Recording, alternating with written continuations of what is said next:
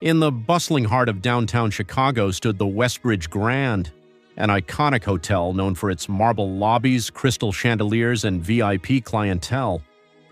Its grandeur wasn't just about luxury, it was about reputation. The staff were trained to move like clockwork, ensuring every detail was perfect. Yet behind the scenes, a quieter story was unfolding.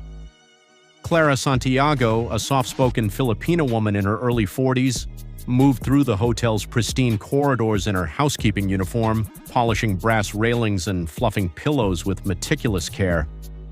Few people knew that Clara had once been a senior hospitality executive in the Philippines, managing multiple five-star resorts. After a painful divorce and the passing of her father, Clara moved to the U.S. in search of healing. She chose to start over, not from the boardroom but from the ground up. It wasn't weakness, it was humility and a quiet confidence that she didn't need to prove herself anymore. Clara took pride in her work, not because she had to, but because every corner she cleaned was a statement of resilience. She understood people more than they realized, often noticing things that others missed. Each guest's habits, each staff member's attitude, she observed, absorbed, and remembered. The hotel was a stage, and Clara was the silent lead, watching the play unfold every day. On a gray Tuesday morning, as Clara gently vacuumed outside the luxury executive suites on the 15th floor, the tension that had been simmering for weeks finally boiled over. Brian Whitaker, the interim hotel manager, was a tall, sharp-jawed man with an ego far larger than his resume. His reputation among staff was toxic, micromanaging, condescending, and known to treat minorities as disposable.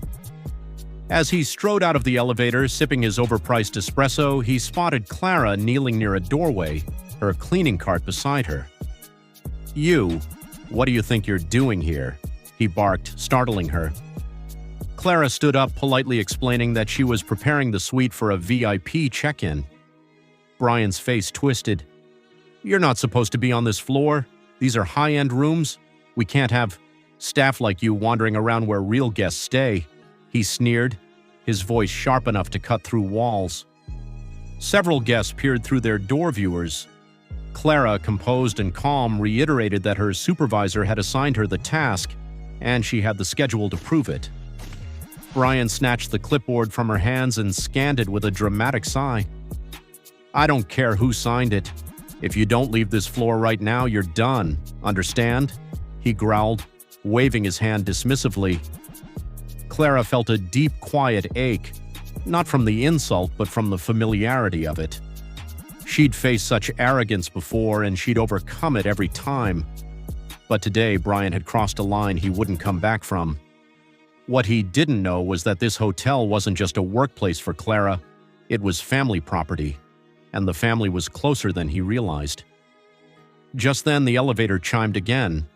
Out stepped Evelyn Santiago, a powerful figure in a navy blue pantsuit, her silver-streaked hair swept into a low bun, and her eyes sharp with purpose. She was Clara's elder sister, and unlike Clara, she carried the air of boardroom authority. Evelyn had flown in unannounced to inspect the property after receiving multiple complaints about staff morale. As she walked down the hall and witnessed Brian berating Clara, she paused, eyes narrowing. Brian, still fuming, didn't recognize her. "Ma'am, sorry about this disturbance," he said, gesturing toward Clara without making eye contact. "She's not supposed to be here. Might need to call security." Evelyn folded her arms, her tone icy. "She's exactly where she needs to be." Brian blinked. "I'm sorry, what?" Evelyn stepped forward. "That woman you just humiliated? Her name is Clara Santiago. She's my sister, and together we own the Santiago Group, which includes this hotel." Silence dropped like a hammer. Brian's expression cracked into disbelief.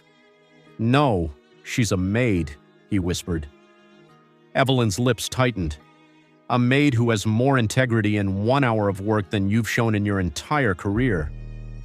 As staff and guests gathered nearby, Evelyn called the front desk and instructed them to revoke Brian's access and escort him out of the building. Effective immediately, she added. Clara, meanwhile, said nothing. Her eyes were calm, but her presence now radiated strength. She hadn't said a word to defend herself because she didn't need to. Her life, her choices, and her silence had already spoken volumes. Brian was led away, humiliated by the very woman he tried to degrade. In the days that followed, the hotel underwent a quiet transformation. Staff morale soared, not just because Brian was gone, but because Clara's story spread through every department like wildfire. She became a symbol of grace, strength, and quiet justice. Evelyn held a staff-wide meeting where she introduced Clara not as her sister, but as the new regional director of hotel ethics and training. Clara has worked in nearly every position in this industry, Evelyn told the staff. She's not just your peer, she's your leader.